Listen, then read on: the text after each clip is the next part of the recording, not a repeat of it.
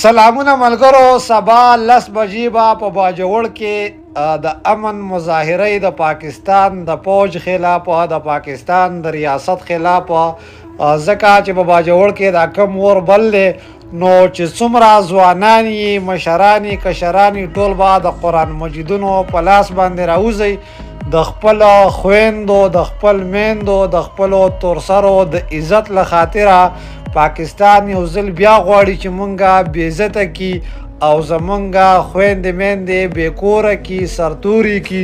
نو چې څومره ځوانان زما دا ویډیو ګوري نو دا ویډیو مخې ته شیر کوي او ټول چې کوم دی په اخلاص باندې راوځي.